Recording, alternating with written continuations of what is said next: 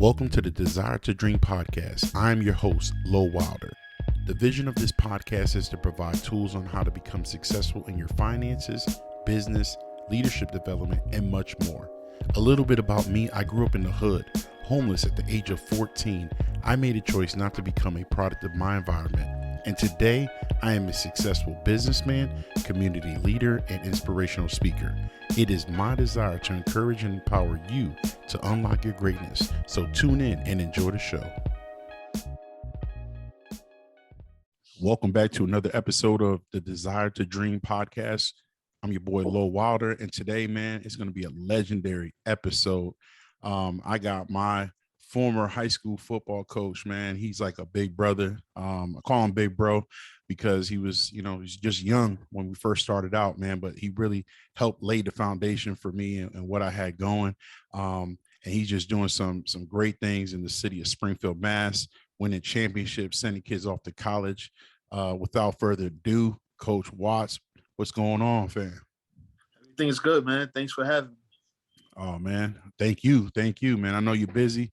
You guys been going at it. You got the football season, basketball, and you boys are just crushing it, man. So, before we get into all of what's happening currently, man, just kind of tell people a little bit about yourself, where you came from, growing up in New York, and then your journey and how you ended up in Springfield. Yeah, I mean, like you said, started out, grew up, was raised out in Brooklyn, New York. Was actually born in the Bronx. Moved to Brooklyn, New York when my parents separated. Grew up out there. Normal story that you hear. Started out, by Ebbetsville. That's actually where Jackie Robinson used to play baseball at. Okay. Got out of there quickly. Got an apartment maybe like a block away, block down the street from there, and that's pretty much where I grew up at. Went to high school out there, played sports. So I had, my father was always in my life. Obviously my mother was the main factor in my life. And then, I actually had a stepfather as well. A lot of coaches. So I had a lot of positive people, Right. Around that, I needed every single one of them.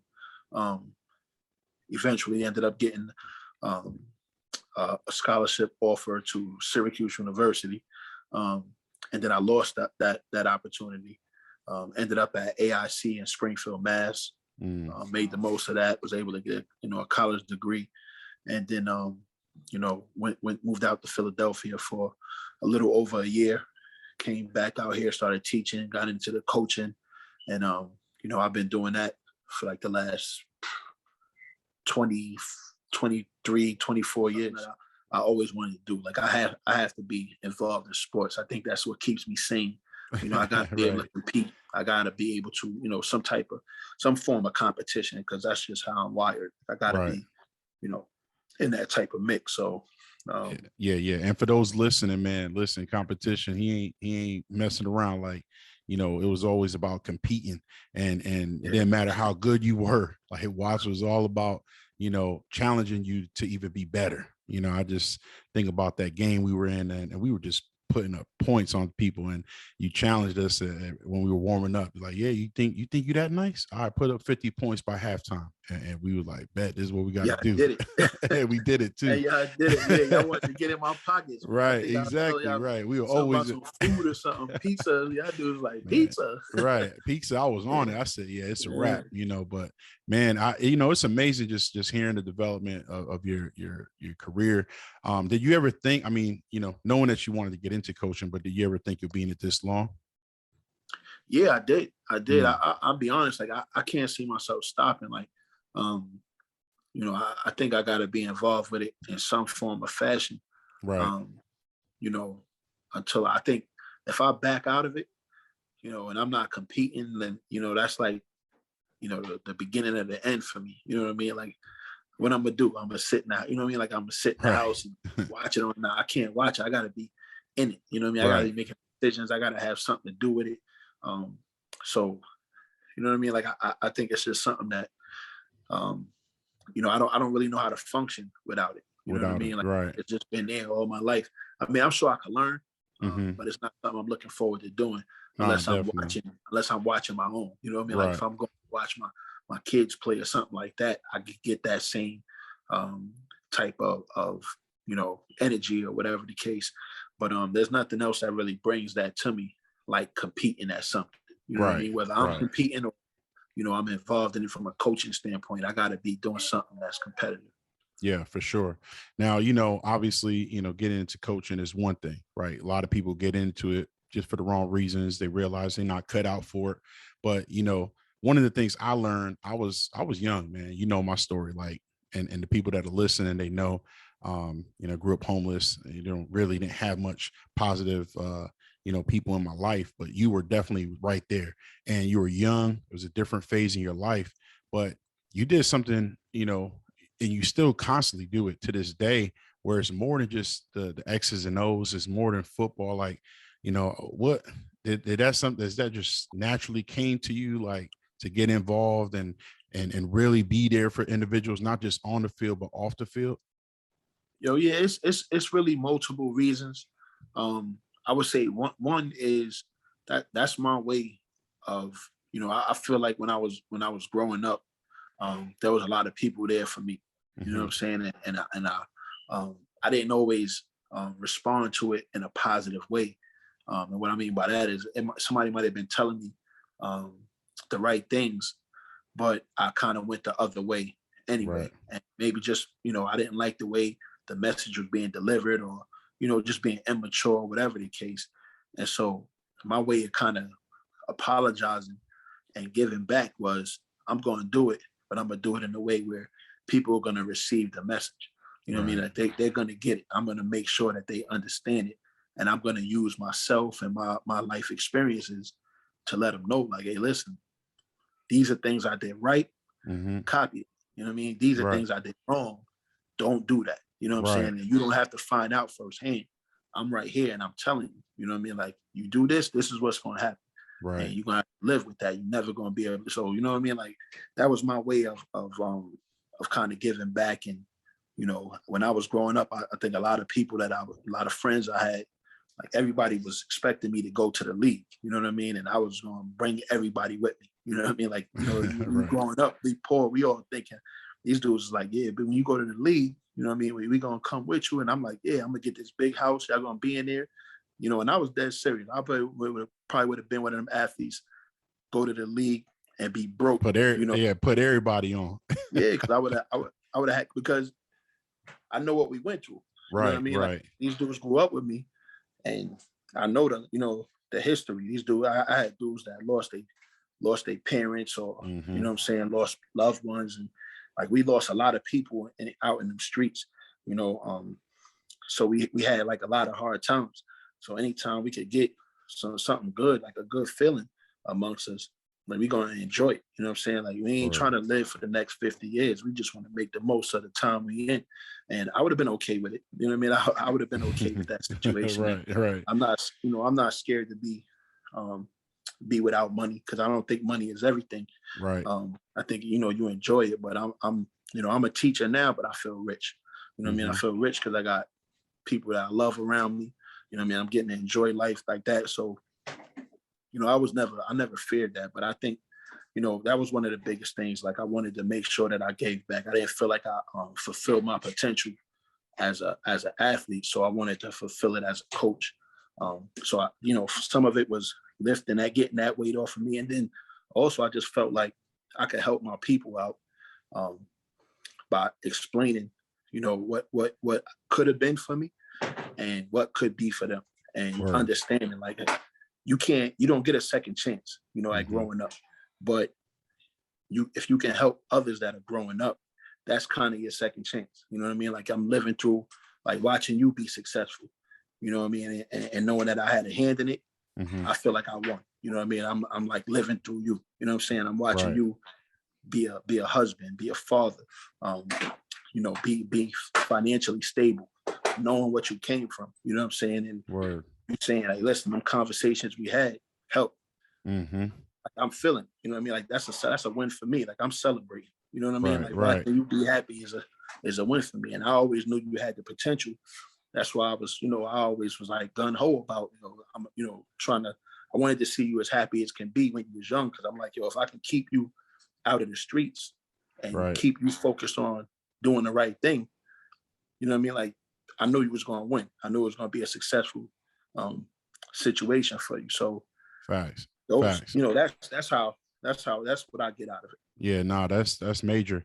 And those lessons, man, I learned I went through, like, I was able to overcome different situations because of the wisdom that you shared.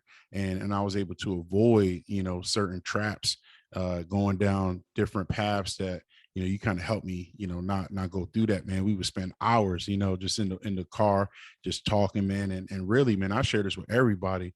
I didn't think there was nobody in my family that went to graduate high school, let alone go to college. Right. So you were the first person that told me that not only can I go to college, but I can go to college for free. And that just changed everything.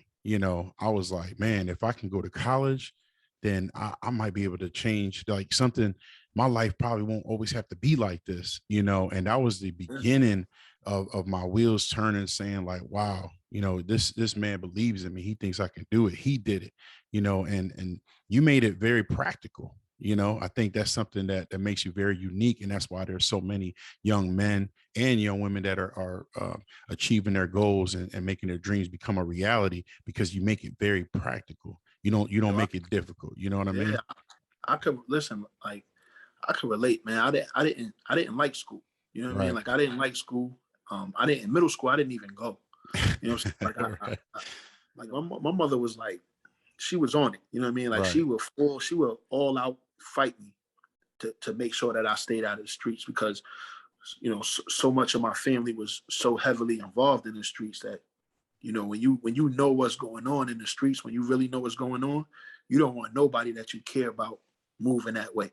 You know what I'm saying? Like, you if you really know the violence and all the pitfalls that occur in the streets, like, you don't want anybody that you care about going there, because you know what the end result is going to be. Right. And even when dealing with you, like, you would have been, the streets would have loved you. You know what I'm Oh saying? yeah. Like, you was a Word. Right. hardened, you was a tough kid. You wasn't scared of nothing. Like, anybody in the streets would have loved to get their hands on you and put you out there on the front line and have you out in the streets, doing all they dirty work, and until you got a 25 to life bid, or Right. somebody killed you. Exactly. You know what I'm saying? And that's how the street is. And so, my thing was like, nah, listen, it's better options than that. Like, right. This is what the streets, and I had, like, we used to have talks. I had, like, firsthand examples to give you. You know what I'm saying? Like, things that was facts. Like, you could look up, these was like big deals back then. And I'm telling you, like, yo, listen, this is my experience with it. This is how close I was to that situation. People making documentaries and stuff about some of the things that, I saw and went through. And I'm like, that ain't the way to go. They're glorifying it, but this is what they don't tell you. They don't tell you about, the when consequences this happens, and or the things that you got to go through while you out there, just to flash, a little bit of fake money in front of people. So, it don't make sense to get into that life, because there's no winning at the end. You know what I'm saying? And it's really no enjoying anything. So you guys got the picture. Y'all understood it. Y'all understood the assignment, and y'all killed it. But anybody that you care about, you don't want going that route. You know what I'm saying? And when people do go that route, it's not because they bad people. There's things that force us to have to, show our claws and defense mechanisms in these streets that make you, become a certain way mentally, and it's hard to put that away. You know what I'm saying? It's hard to grow up and people telling you, listen, if anybody tries to step to you and do certain things to you, you got to take their head off. You got to let people know that you're not a victim, that you're not going to be able to be robbed and things like that. Right. And then you get into a good situation, and all of a sudden you're supposed to put those mechanisms away and not be this happy-go-lucky guy. Like, that's it's hard to turn that switch off. You know what I mean? Absolutely. You've been a certain way for 15, 20 years. Yeah. So, the streets would have loved to have you, but, I think that, obviously you made the better decision, because you comfortable right now. You ain't looking over your shoulders. You ain't got to go through none of that. Right. Raising. So, it's obvious you picked the right path, but that was like, I was just trying to get that message across, like, and doing it through football, because that's how the message got across to me. Right. Yeah, for sure, man. And football for me was an outlet to kind of relieve all of that stress and anger, and just I was just mad, man. So I was looking at that quarterback like, yeah, bro, I'm about to make him pay and suffer, man, for everything that I was going through. You feel me? But it was just amazing times, man. And we was able to have some kids on the team, unfortunately, that we also learned lessons from some of the choices that they made. And it was a very difficult time for that, man. But you've been coaching for over 20 plus years, man. You're like the Bill Belichick of Springfield, Mass, when it comes to these championships. Winning at Putnam, multiple Super Bowl championships. When you was coaching both high school and youth football, winning championships there. And now just 3-time state champions over at Central. Your son is a quarterback and leader of that team. You've helped so many other kids develop, man. I'm seeing cats, just posting online again, all these D1 offers, and it's just amazing. What is it that because obviously there's different times in your life and seasons, and we talked about that. So, now, and what and being able to see the collection of everything that you've accumulated, what is something that that people have to take in consideration and preparing at winning, whether it's in football, basketball, any sport, but even at life? Like what is, talk about the mindset you need to have in preparation and the mindset that you need to have to being a champion. You know what the biggest thing was? It was having a vision and really connecting the dots. So having a plan from start to finish. So, before, when you guys were coming to, I was getting you in high school, right? I'm gonna get you as a freshman, get you guys in the weight room, get you guys playing at a high level, but your names would get out there late. Right. Schools wouldn't know about you until, maybe your junior year in high school, whatever the case. And at that time, they would already have an idea of who they wanted to recruit, so on and so forth. So, like a lot of things that I learned over the years was, we got to get these guys out here earlier. Then I said, I got to get into the youth program, start teaching them football. But the biggest thing was I had to start teaching them life. We were getting so many kids that had the talent to play big time football, but they didn't have the grades. Right. They didn't have focus, and they didn't know that it was even possible until they sophomore, junior year. But by that time, they had already been average in the classroom for so long that they couldn't put it all together at an early enough time. So, by getting my hands on the youth program and making these guys become good students, and, really being hard on them about academics at an early age, what happened was these dudes started coming to high school, and, they were getting 3.0s, 3.5, 3.8s right. from the start. You know what I mean? So now your first 2 years, you got a 3.5, 3.8 GPA. That opens a door for everything. So we got kids getting right. Ivy League looks. We got kids coming straight out the hood. So they about to go, on a visit to Yale or Harvard, right? Yeah. Princeton. You know what I'm saying? Dartmouth, whatever the case. And that if you got the grades to go there, then you got the grades to play Division I football. So now you got kids getting opportunities to play for the military academies, Navy, Air Force, Army. You got all the local UConn and UMass and Boston colleges offering, and then you got Big Ten schools coming in, and you got ACC and SEC schools. So the academic component was serious, because there's so many good athletes throughout the country that they have access to. You don't have time to be a casualty to the books. You better know how to study, because these coaches' lives, they paychecks is on the line. They got right. families, and they're not really trying to be your friend or monitor your academics. They want to deal with football, and so they want to know that if they invested in you, you're going to do what you're supposed to in the classroom. They don't have to worry right. about you. And that was the biggest thing. I had to connect that piece, and it took me a little while to figure it out. But you just got to get to the kids early, because when you're talking to a 14-year-old and he's got years of bad habits, it takes a few years to get those habits out of him. If you can get to him at 8, 9, 10 years old, they don't have no habits. You know what I mean? Right. They don't know. So you have time to put what you want, to install in them, from a focus standpoint and from what their habits are. You can install that into them and have them come to high school ready to go. Mm-hmm. And that's been like the biggest difference between, this era now and when I had you guys. I didn't have that vision. I didn't have that understanding of what it took to get there. So when you guys got to me in high school, I'm hooting and hollering, hey, get your grades together. Not understanding mentally, like, listen, I've been doing it this way for years. You know what I mean? Like, this is how I've been moving for years. Mm-hmm. And it's hard to get out of that habit. You know what I mean? And it was hard for me. It was hard for me because I had a habit when I was in school as well, of not going to school, then coming in on Fridays, cheating on tests, passing, Mm-hmm. and thinking like, oh, I was brilliant. I'm thinking like, I'm really brilliant for this. Right. Not understanding that it's going to come back and bite me in the behind. I get to high school now, those lessons that they teach you when to put your comma in a sentence and, when to use, like, I missed all of that, so now I'm in school and the teacher's like, hey, I want correct punctuation. And I'm like, huh, what? Right. I'm guessing now, you know what I mean? And they taking points off and now I really want to do good, but it's, it's too late. You missed too much. And so, you know what I mean? Like, that was the biggest thing.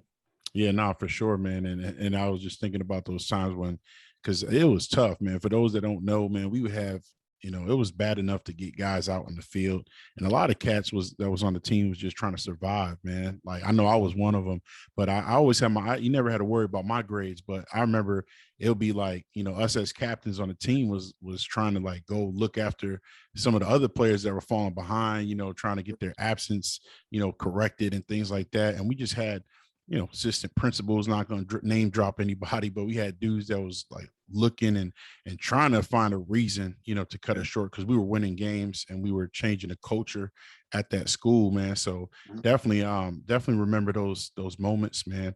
I wanted to talk about these camps, going to camps. I remember when we were coming up, it was like $300, $400, $500. It was a lot. And for us, we didn't have any parents that we can go to. And that's another thing. So shout out to you on also getting buy-in from the parents, because it's amazing to see all these parents that are supportive to the program, supportive in their kids' dreams and what you're doing over there. So that's major. But talk a little bit about the camps. There's probably people listening right now like, man, I want to play D1 ball. And like you said, they might be a sophomore, they might be a junior. And I remember thinking like, man, I wish I can like just work and pay this $300-$400 so I can go to the Syracuse camp. They kept sending me a bunch of letters. But talk about why it's important to get these kids into these camps, traveling the country, getting that exposure at an early age. Yeah, I mean, for that, I'll use my son's experience, and kind of use that as a talking point.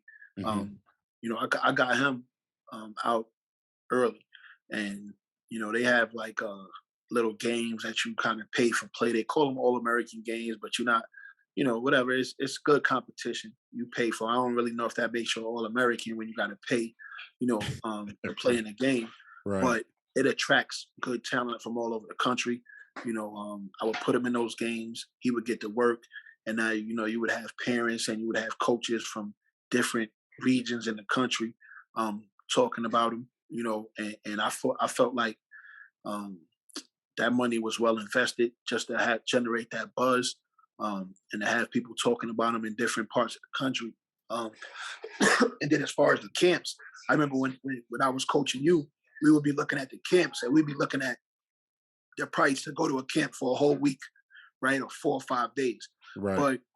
But what I finally learned is that all those schools would have 1-day camps. And the 1-day camps were affordable. They were like $35 or $50 in the case.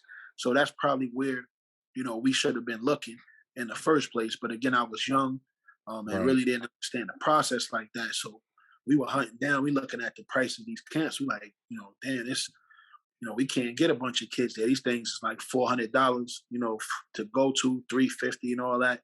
Right. And then we got to pay to travel there. And it wasn't something that we could do. And that was just, again, that's just lack of information, and that's some of that is my fault. I should have been better in finding the information out, that to help navigate that process better.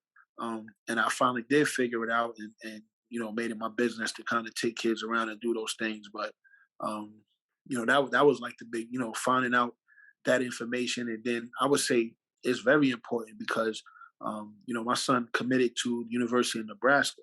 Right. Shout outs This to year. Pop, man. Nebraska. That's what it is. That's my team too. So that's crazy. Yeah, that's a good thing. But a lot of the offers that he got were through relationships that were cultivated when he was in middle school. I used to take him to them high school camps at that time when he was like in sixth, seventh grade. He was going out there, he was doing well, and coach was like, "Oh, you only in middle school?" And they were like, "Oh, I can't even talk to you." You know what I mean? But they would remember his name, and they would, so now these coaches would leave. So like, let's say a bunch of the coaches was at UMass. I'm taking them to the UMass camp. I take them to the BC camp. I take them to the UConn camp. Now these coaches disperse. They all go to different schools. Now all of these coaches at these different schools remember them. You know what I mean? They worked with them, and they like, oh, when that kid comes of age, we're gonna go get him. And so you start seeing all these early offers pop up because these guys already had the opportunity to work with him, up close and see the type of talent that he had. And they was on him. You know what I mean? He didn't even get to high school, got his first offer. Then he gets to ninth grade, catches a couple of Power Fives. You know what I mean? Like all of those coaches, a lot of those connections was from, those camps. Going to a middle school. Yeah, he got one coach went to Kentucky, another coach was at Pitt, one coach was, Oregon, and like these guys is all, they all over the place, and they coming back and they offer him like, hey, we watched your film, we already know what he's about, we want to offer him and so on and so forth. So, getting it, if he's ready to perform and have odds put on him, and you can get him out, get your son out there early, and he can get the attention of coaches. I would definitely say get him out there because that was as big as anything, in regards to those relationships that he formed at an early age was big as far as the offers that he got later on down the road. Yeah, man. Yeah, that's some great information. What speaking of having student athletes, what's some of the biggest challenges that you see as a coach? Oh man, it's a whole, it's a lot of different challenges. You have, you still have the situations where you have kids who, home situations are not, not productive. You got parents that, you still got parents kicking the kids out of the house, throwing them to the streets. Then, you have the other end of the spectrum where kid has a great home situation, but, the parents are they're almost lunatics when it comes to sports. You know what I mean? And they're sacrificing their relationship with their child for sports. You know what I mean? Like one thing like me and my son, me and my daughter, like sports is sports. You know what I mean? Like I let them know, I don't really care you have a good game, bad game. I care about effort. I care about hustle. I care about how you handle yourself as a young man or a young woman. But, playing well, it's not going to be the case every game. You know what I'm saying? And we're going to have a conversation in the car on the way home. And sometimes it may be an intense conversation, depending on those things. Not on, because you missed some shots as a basketball player or you made a mistake, but because, I don't like the effort that you gave after the mistake, or, you didn't pick yourself up quick enough when you fell down. Like those things that carry over to life. Those are the things that I harp on. But, nothing that happens in sports is ever going to come in between me and my children. Nothing's going to, you have a great game, I'm going to hug you. Now you got to get in the house, do them chores. You have a bad game, I'm going to hug you, get in the house and do them chores. Like nothing's going to change with our relationship because of a sports game. But a lot of these parents, they get into sports and the kid don't perform and they on Facebook and Twitter and bragging about them. And now the kid don't perform the way you said and you embarrassed. And now you cussing the kid out and calling them all MFers and, you know what I'm saying? And you really fracturing your relationship with your child. Right. And I think that's a big problem that I see in the sports world. And then, entitlement, kids coming in thinking, that something should be given to them as opposed to going out and working for it. Which is why I kind of try to stay away from too much, recruiting kids, because I don't want anybody to feel like I owe them anything. You called me, you got me here. I should be starting as soon as I get there. Nah, you come play for me. You're going to work to get on that court or to get on that field. You got to be better than the person in front of you. You know what I'm saying? And so that entitlement is big. And, those are just some of the problems, some of the issues that you get right now that are big issues in regards to sports. Yeah, man.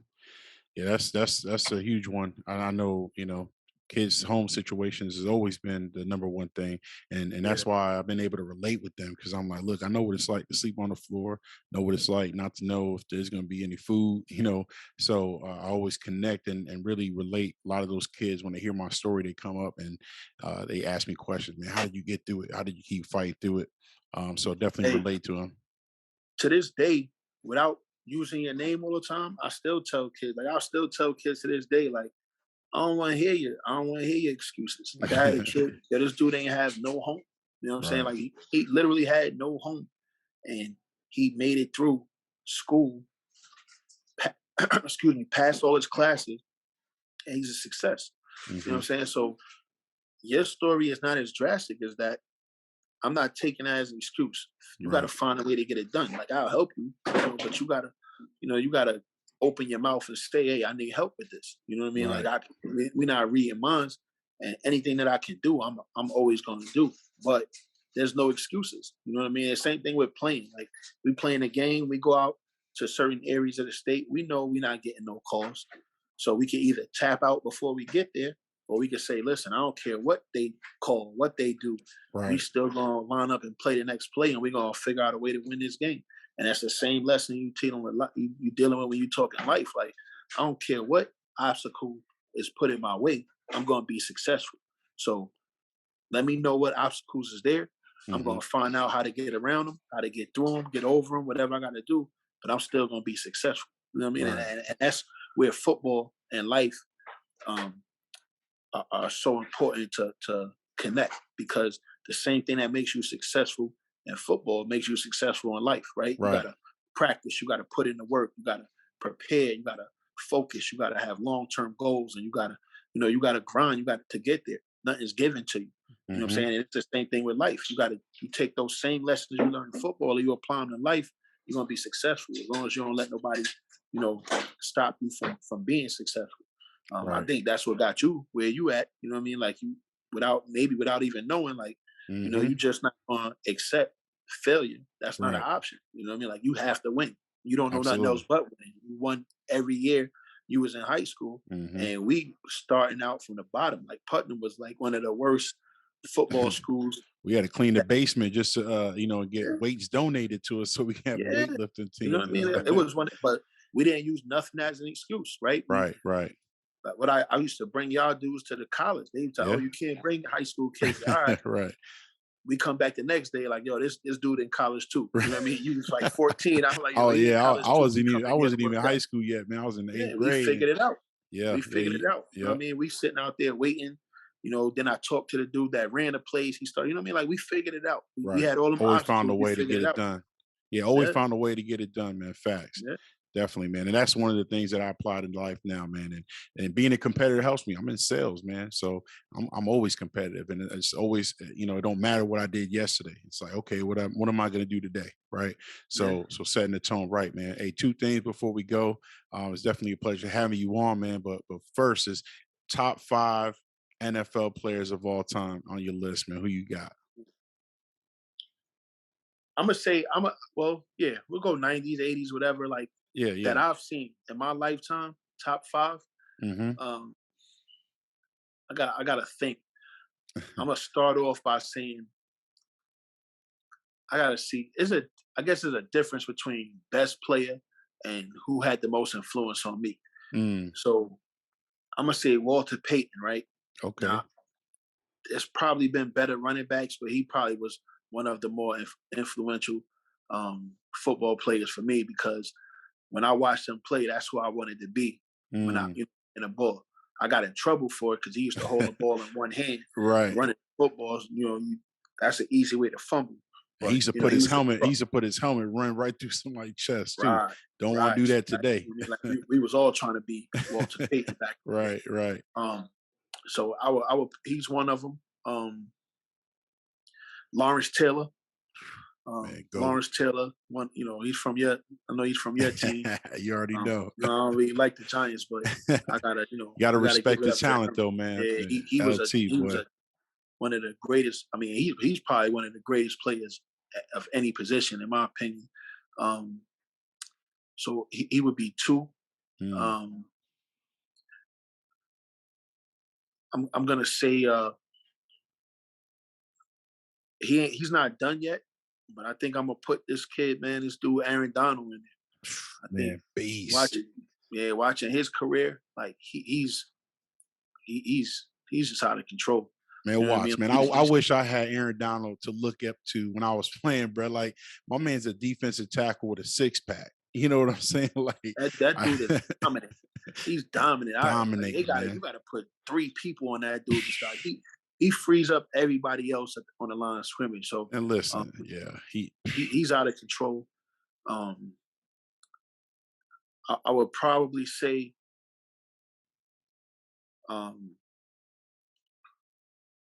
he's not one of my favorite quarterbacks, but I gotta respect his resume, his body of work. Right. Tom Brady. You know what I mean? Like, I don't know if he's the most talented quarterback, but his resume, his results, body of work, man. Like you can't overlook that. Anytime you got a guy that wins like that, you could put any but on it. It don't matter. He won. You know what I'm saying? He won with different teams. He was the one main thing that connected that team when he won with Ty Law, and the team when he won recently when he I'm talking about the Patriot run. I'm not even talking about the one at Tampa Bay. You know what I mean? So you got to put him in there. What's that? Is that 4? Yeah, that's 4. So you got one more. No, you got to have one of your boys on there with the star, man. I know you got one of them. I got that triplet. If you're talking about a combination, Troy Aikman, Emmitt Smith, and Michael Irvin, I got that group. That's one of the strongest groups. But I don't think I would put any of them as the number one. Guy at their position. Yeah. That 5th spot, I mean, that's tough. I'm a big Ed Reed guy. You did love Ed Reed. Yeah, Ed Reed was a beast. Ronnie Lott was a beast. You got the Randy Moss. Randy Moss was just the ability was just off the charts. Unguardable. I don't listen to all that nonsense them announcers talk about. He would take plays off. If you was running 50-yard sprints every play, running deep routes, you take a play or 2 off too. You know what I'm saying? And he couldn't come off the field because the double team was important. But he may be the guy I would put in there 5th. And I'm saying that now, and I'm sure I forgot a lot of people. I think Ray Lewis is another. I was thinking Ray Lewis is going to go in there for real. So I'm thinking and he's probably the guy. He's probably the guy because I think he's the best inside linebacker. But then you got Deion Sanders. Right. You know what I mean? So that top 5 is tough, man. Yeah. It is, man. It is. You got to probably break it down to generations, but I had to tie you up somehow. You did it. You did it.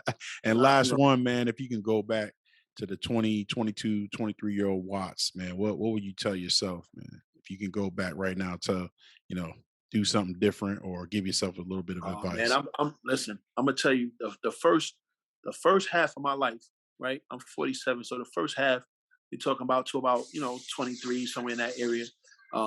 There's a lot of things that I would go back and change. But the back end, the second half of my life, I think 4, 5, 6, man. I rolled CeeLo on that one. Like, no, there's nothing. You know what I mean? Like, there's nothing. I think I enjoyed my time when I was single. Then I found my wife. Shout out to Stacy. Yeah, I got married. I had kids. My family, like I love. Like there's nothing that I would change right now in my life. that I look back on in the last, 23, 24 years and be like, I wish I could do it different. That like everything that I wanted to happen was happening. Right. You know what I mean? So I'm just like, I'm happy.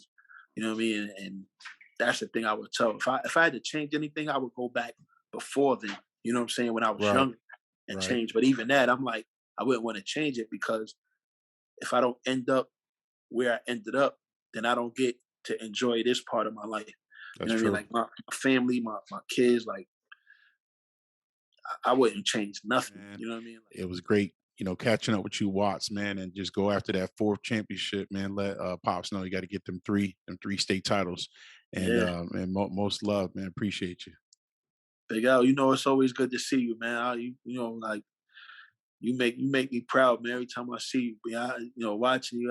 Remember that? Hey, remember before I sent you to college? Remember what's the last thing we did? What's the last thing? What I'm talking about? I said before you go to college, we gotta do this. I gotta make sure you're ready to be on your own. What we did? Talking about when we wrestled. Yeah, I think I'm still tired from that day, brother. You had to see if I was really a man. You like, man. Listen, man, I'm still tired, man. That was like 20-something years ago. I put you to work. I remember we were in an apartment, man, over there on what was it? Yeah, man, I was like, this boy made me. I had to really use my strength. I was like, yeah, you wasn't no young. I met you when you was 14. Exactly. You was like 18. I was like, this boy is strong. I had you up on the stairs, man. I was like, hey. You had me all, you putting that weight on me. I had to turn it, turn it around. I couldn't let you leave thinking you could get me already. I said, this is the last time we doing this. For real. Yeah. That was more. That was funny, man. We was in the house tussling. Yeah. Moving some furniture. And I was exhausted. I ain't want to let you see it. I had to walk away like, for sure. You're right. I went up the stairs. I was like, whoo, god damn, oxygen. Right. I needed a damn face mask or something. Hey, what's crazy? I remember going to college my freshman year, playing football, man, D1, Hampton, getting them weights in. I said, oh yeah, I'm ready to go back. When I went back, you're like, nah, bro. No more. That's it, bro. You had your shot. That was it. Take it right then. You had to get somebody else on that one. For real. I'm getting out of there. That's the same thing I did to my son, man. We raced one time. I beat him. Yeah. He be like, a year or two later, he was like, let's race again. I said, nah, that was it. Over. We never race again, brother. I said, you lost. That's done. You never see that again. But man, yo, good seeing you, man. You doing good. Sure. Appreciate you, man. Tell wifey I said hello. Most definitely. Tell your son, your little twin. I said hi. For sure. And that dude, he got the beautiful smile, man. Yeah. And I'll see you guys soon. Yeah, for sure, man. Tell the wife and everybody I said hello to, man. God bless you, man, and thanks a lot. Definitely. There you have it, man. Champion Watts, the legendary coach in Springfield, Mass, man. Appreciate you. All right, Big L. I'll talk to you.